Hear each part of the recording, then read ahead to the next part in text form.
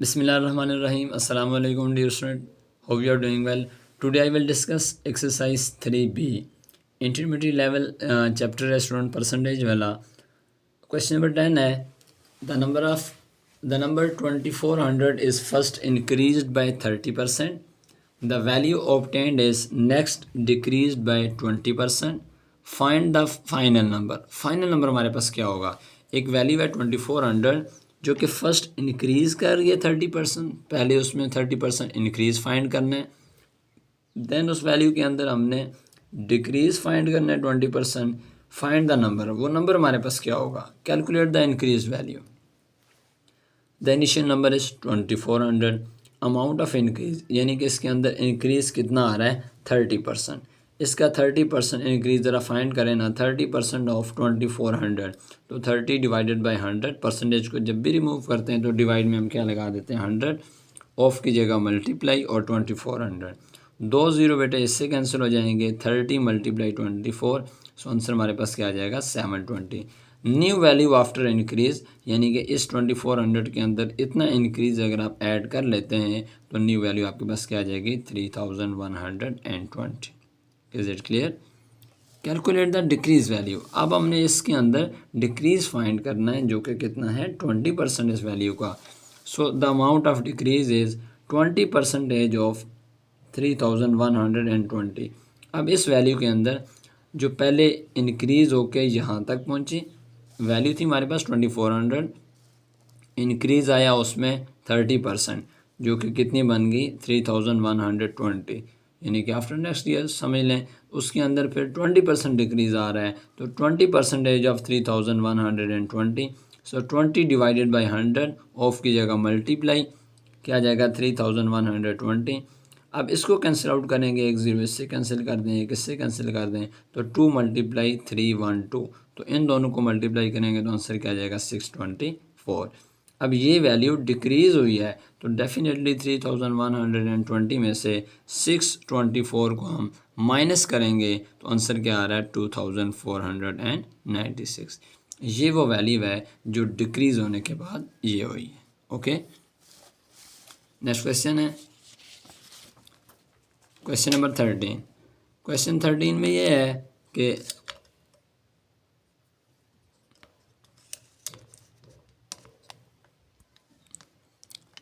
every years the value of condominium in an area appreciates by 15% of its value in the previous year. If the value of condominium was PKR 8,99,300 in 2012, find its value.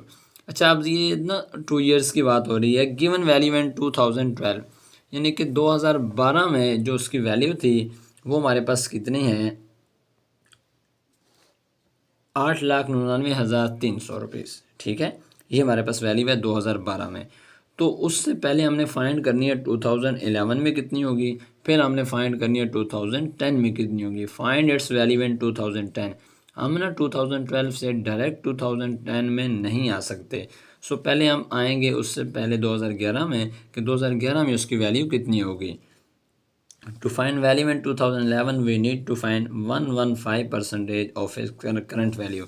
क्योंकि 15% जो है ना उसमें हमारे पास उसका increase हुआ है तो डेफिनेटली आफ्टर 1 ईयर उसके 100% में 15% जो है ना इंक्रीज़ हो के हमारे पास नेक्स्ट वैल्यू बनी है. सो इसको हम लिखेंगे percentage of required value is equal to given value multiply by total value divided by and multiply by 100. तो परसेंटेज हमारे पास कितनी आ जाएगी? 115. ये देख लें जब भी इंक्रीज़ होगा तो आपने 100 प्लस कर देना है और अगर डिक्रीज़ होगा तो 100 से आपने उस वैल्यू को माइनस कर देना है जब भी नेक्स्ट ईयर्स या प्रीवियस ईयर्स की बात होगी. तो ये 115 है और ये वैल्यू इन 2011 है और ये तो हमारे पास डेफिनेटली है नहीं. इसको इधर ले जाएं, 115 को इधर ले आएँ. सो इसको अगर हम कैलकुलेट कर लेते हैं तो आंसर आ रहा है हमारे पास 7,82,000. Okay, now to find value in 2010. अब हमने 2010 में फाइंड करना है कि अगर सेम इसी वैल्यू के साथ इंक्रीज़ आ रहा है 15% तो 100 हम इसमें प्लस कर देंगे now to find value in 2010, तो इसमें भी हमने 115 जो है ना परसेंटेज इसकी फाइंड करनी है। वही चीज़ है, percentage is equal to given value in 2011 divided by 2010।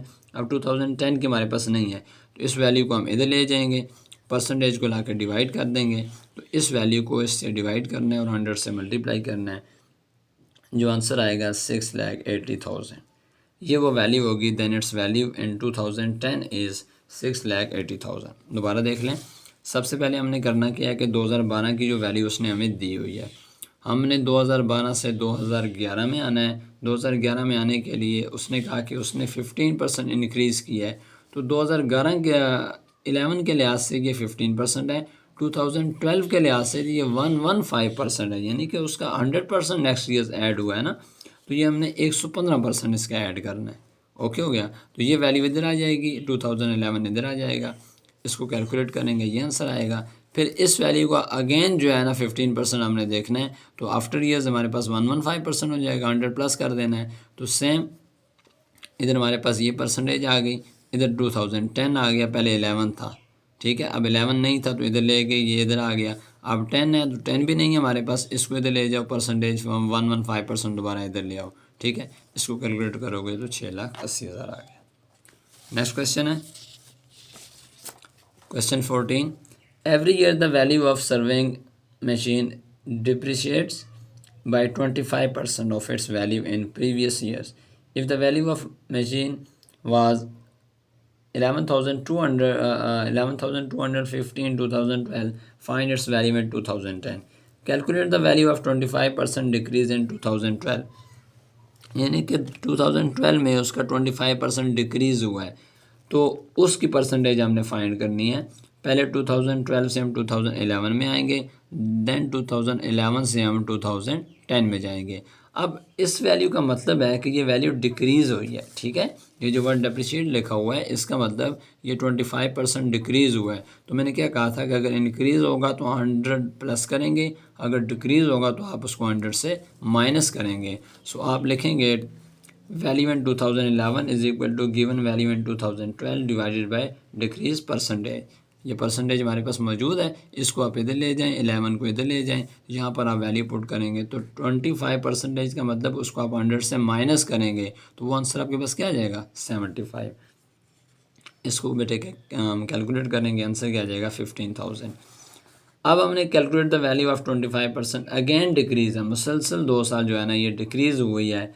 तो अब 2011 से भी डिक्रीज़ हो गई, 2010 में कितनी है वो फाइंड करनी है, तो इसको इधर ले जाएं, ये परसेंटेज जो 75 होगी वो इधर ले आएँ। तो अब ये 2011 की वैल्यू लिखनी है जो हमारा आंसर आया था, ठीक है, उससे परसेंटेज कितनी 75% और मल्टीप्लाई बाय 100, ये जो कैलकुलेशन होगी ये वैल्यू होगी 2010 की, यानी कि 20,000। ये वैल्यू थी 2010 में, जो कि 25% डिक्रीज़ हुई है, कितनी बन गई 15,000, और इससे भी फिर डिक्रीज़ हुई है 25%। तो हमारे पास जो 2012 में जो वैल्यू बच गई थी वो कितनी है 11,250 रुपीज़। ओके, नेक्स्ट क्वेश्चन है the value of an investment portfolio decreased by 8% in 2010. In 2011 its value increase, पहले डिक्रीज़ हो रही है 8% 2010 में, जब 2011 में पहुंचती है तो फिर इंक्रीज़ होता है 5% of its value in 2010। Given that the value of portfolio of the end of the 2011 was 61,824, find the original value. Value in 2011 में उसकी वैल्यू है 61,824 2011 में, तो 5% इंक्रीज़ हुआ था कब 2010 में, इंक्रीज़ हुआ था 5% जो है ना 2010 में। तो परसेंटेज का वही फार्मूला आपने लिखना है, ये वैल्यू स्टूडेंट फार्मूला याद कर लें। गिवन वैल्यू में 2011 ऊपर आएगा जो गिवन है, जो फाइंड करना है वो नीचे आएगा। अब ये इधर आ गई, परसेंटेज इधर आ गई, 5% इंक्रीज़ फाइंड करना है, तो आपको पता है 5% इंक्रीज़ का कितना बनेगा, 100 प्लस कर दें तो 105 इंक्रीज़ में आफ्टर ईयर्स का 105। तो गिवन वैल्यू है आपके पास 61,824 को 105 से डिवाइड करें और 100 से मल्टीप्लाई करें, आंसर आपके पास आ गया 58,880 रुपीज़। अब 2010 की ये वैल्यू थी, वैल्यू में 2010। अब उससे प्रीवियस ईयर्स में क्या हुआ है, वो 8% डिक्रीज़ हुआ है। 2010 में ये डिक्रीज़ हो गया, आपके पास ये वैल्यू आई है, यानी कि 2009 का 8% डिक्रीज़ हुआ है। तो अब क्या होगा, 2009 की हमने वैल्यू फाइंड करनी है, 2010 यहाँ पर आ जाएगा, डिक्रीज़ की वैल्यू यहाँ पर आ गई। 8% डिक्रीज़ का मतलब 100 से इस 8 को माइनस करें तो 92। लिमिट इसको सॉल्व करेंगे तो आंसर क्या आ जाएगा, 64,000। सो द ओरिजिनल वैल्यू है 64,000। ये 2009 में उसकी ओरिजिनल वैल्यू कितनी थी, 64,000, जो कि 8% डिक्रीज़ होके 2010 में कितनी पहुंची है, 58,800। फिर वहाँ से उसमें प्रॉफिट आया है 5% इंक्रीज़ हुई है, जो कि आपके पास ओरिजिनल हालत में 2011 में कितनी पड़ी थी, 61,824। ओके स्टूडेंट, ये 3B के ये क्वेश्चन थे। ये मैंने सारे क्वेश्चन आपको करवा लिए हैं। मिलते हैं इंशाल्लाह नेक्स्ट वीडियो में एक नेक्स्ट लेक्चर के साथ। अल्लाह हाफ़िज़, अस्सलाम वालेकुम।